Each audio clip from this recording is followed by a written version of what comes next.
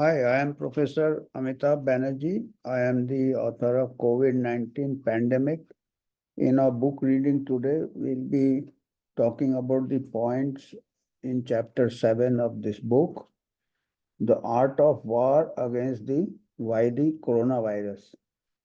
In this book, I have tried to put forth the concepts about how we have to be pragmatic while dealing with viral infections and even pragmatic while using the vaccines, because the way the world medical consensus went after the virus was not very uh, correct or very sound strategy.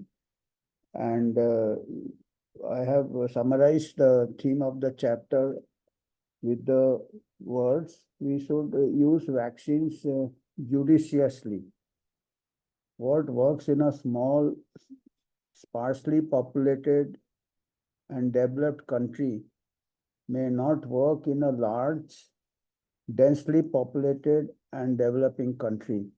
It may not be cost effective either, because both the virus and the vaccine, the logistics, the natural course of the virus will be different in a developed country with a low population density and in a highly congested country like India, Asian countries, and African countries. Due to high population density, overcrowded working and living conditions, the virus will spread much faster before the vaccine could be rolled out. So this is the basic theme of this chapter. And the Wily coronavirus. Coronavirus is not, I mean, our strategy should have been appropriately adjusted to deal with this virus. And as we all know, viral infections have been with us for long.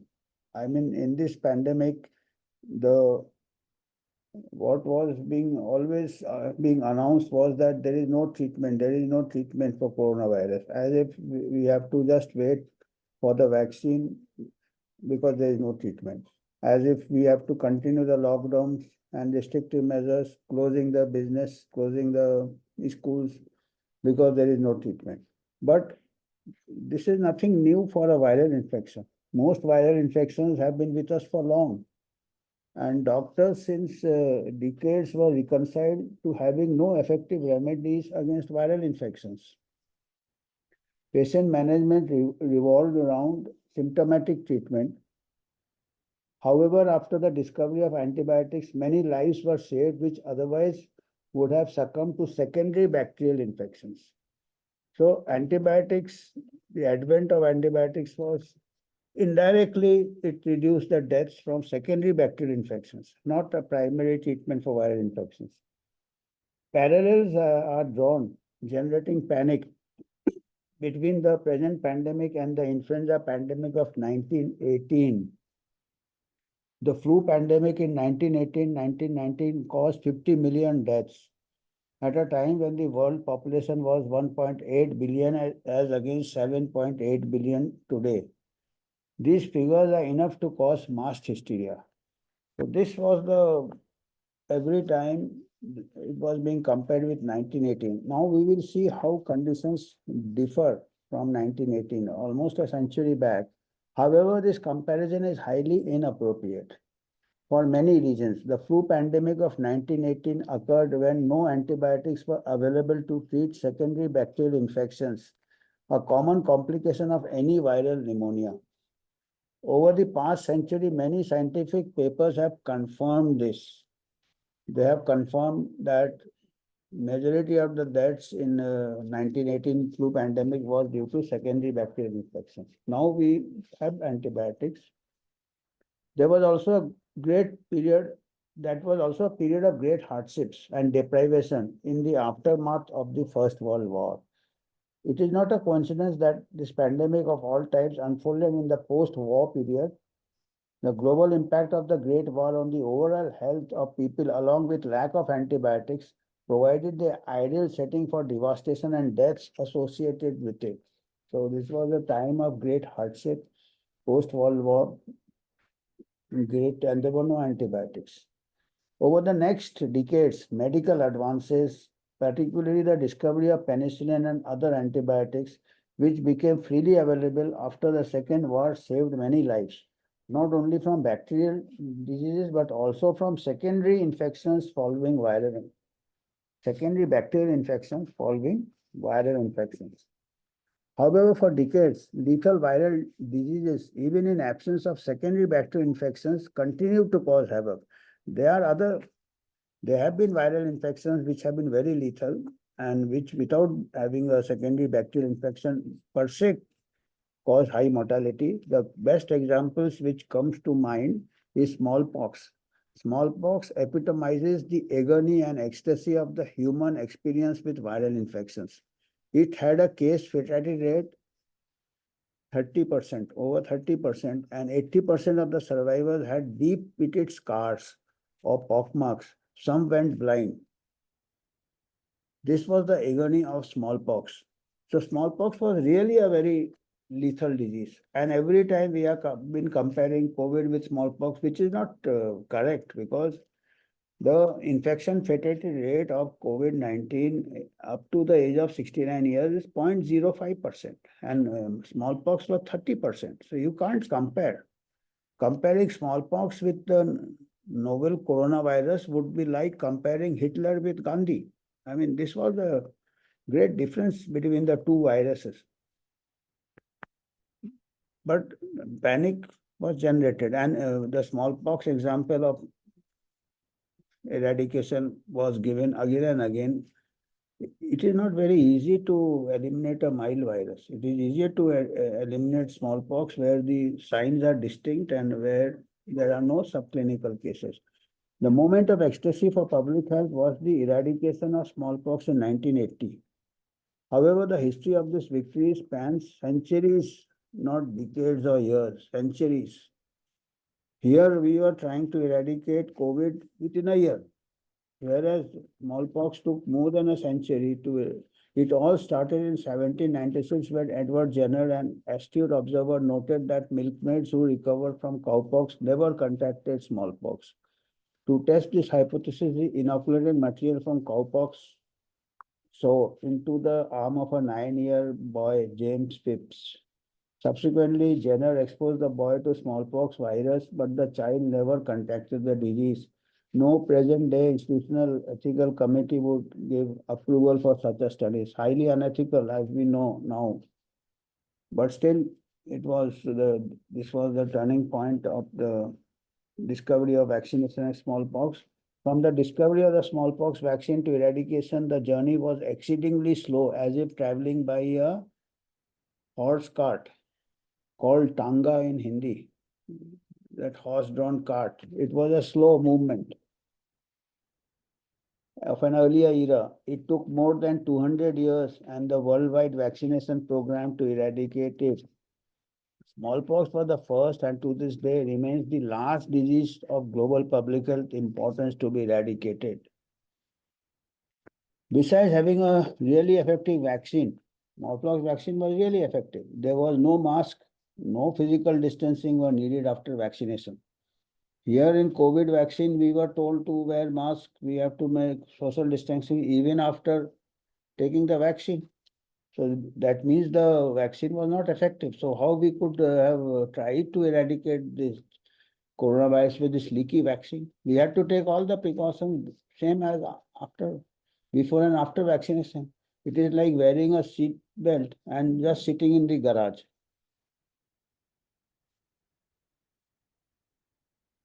There were other factors which enabled the eradication of smallpox. These were no sophisticated tests were needed to detect smallpox. Even a lay person could identify it. The pock marks, the pox, the eruptions, smallpox vesicles. It could be seen from a distance, and people could self isolate, and others could keep a distance, so it will not spread fast. There were no asymptomatic cases or hidden carriers. Did not have everybody who got it infected got the disease. So there were no hidden cases which could spread it far and wide. The virus was confined to humans and never infected animals or survived in the environment for long. Coronavirus, we don't know. We don't know whether it is surviving in the lab or in animals, but it is either it has jumped from animals or we don't know where it has jumped from. But as the present consensus, it is not originated in humans, either animals or we don't know. So there is a stock somewhere of the virus, so it may be difficult to eradicate it. And of course, the vaccine is not effective, so the question doesn't arise. And it's a very mild disease. We have to consider whether it is worth or you have to just protect those who are vulnerable. Let the young people and now with the it has already spread. People have developed antibodies. The T cells have memorized it. The memory cells are can identify them for future encounters and maintain the good health. So vaccine is not the of prime importance as far as coronavirus is concerned today, with the leaky vaccine and with other factors. In spite of it being highly lethal, the smallpox virus was straightforward, lacking the guile of most viruses, such as the polio virus or the SARS-CoV-2. Similarly, polio virus, because it survives in asymptomatic people, it survives in the environment. That's why we are having a great challenge in trying to eradicate polio, even with mass vaccination. And similarly, SARS coronavirus. I mean, the SARS virus is less effective. The vaccine against the COVID is even much less effective than the polio vaccine. So there is no question now. Straightforwardness. Smallpox was a straightforward virus. It was lethal, but it did not hide itself. It was a straightforward. Whereas these viruses are adapting, hiding, and the straightforwardness takes neither humans nor viruses far. So that's like a straightforward human being doesn't go far. Straightforward viruses also do not go far. This enabled the eradication of the smallpox virus. So straightforward people are also eradicated, straightforward viruses are also eradicated. On the other hand, the novel coronavirus having its origin in China is true to the teaching of Sun Tzu. This warrior philosopher from China wrote The Art of War 2000 years ago. Sun Tzu emphasized the role of deception in war. A military operation involves deception. Even though you are competent, appear to be incompetent. Though effective, appear to be ineffective. When you are going to attack nearby, make it look as if you are far away. This deception was aptly illustrated by the unexpected second wave, where everybody thought the virus has gone away, far away, and we got the second wave because virus was circulating in the community. These viruses will circulate. Mild viruses, they are circulating. Only people who isolated themselves, they were naive, their immune system were naive, and that gave rise to the second wave. The world gave the virus a chase, and rightly so. The chase was okay, justified in the initial stages. Had the effort been successful, this virus would have been nipped in the bud. With each passing day, the virus got deeply entrenched in the community, aided by all the deception at its command. We had to reconcile to a low intensity, long drawn out conflict. But we went chasing it. We should have just studied the virus, studied its epidemiology, and we could have saved our resources, saved the panic, opened up businesses and schools where young people are working, and protected the old. From smallpox virus to the coronavirus, we have come a long way. Vaccines which took centuries, decades, and years to be rolled out in the community have been developed within a year, an unthinkable feat. It is, of course, laudable if we are making it so fast, which took decades. Extraordinary advances in genomics and precision medicine have driven this miracle to vaccine production. In record time, we thought we had a strong weapon against the SARS-CoV-2 virus. So this made us overconfident, perhaps, that in record time, to get a level playing field against this deceptive and strong enemy, we too should have taken lessons from Sun Tzu's Art of War, which cautions about the use of strong weapons with these words. Therefore, those who are not thoroughly aware of the disadvantages in the use of arms cannot be thoroughly aware of the advantages in the use of arms either. So you had a very strong weapon, if you say so, the vaccine with new technology. It is a strong weapon, but according to Sun Tzu, we should know the disadvantages of strong weapon before we come to know the advantages. So we did not heed that. Had we taken this into consideration, we should have preserved our ammunition, the vaccine, and used it judiciously. Like a good general, we should have surveyed the lay of the land. What works in a small, sparsely populated and developed country may not work in a large, densely populated and developing country. Moreover, it may not be cost effective either. Evidence kept accumulating that natural infection was robust and comparable to vaccine-induced immunity, if not better. Densely populated countries like India, with congested slums and tenements and congested marketplaces where social distancing is difficult, provide ideal conditions for fast community transmission of natural infection before the vaccine can reach them.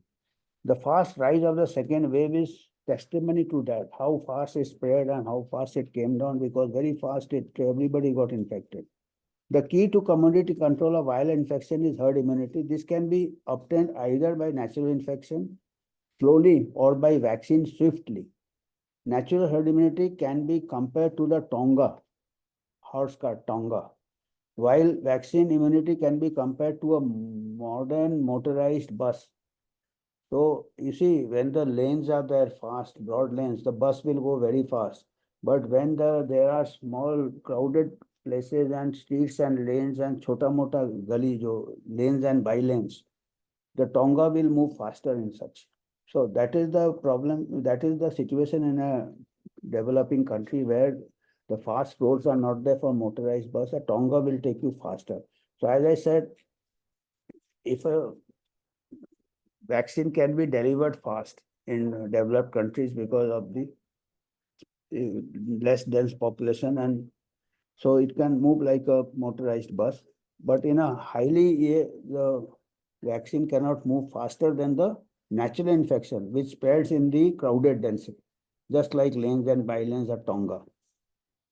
So data from some parts of the country indicated this also, that large swaths of the population had developed antibodies against SARS-CoV-2 in the aftermath of the second wave.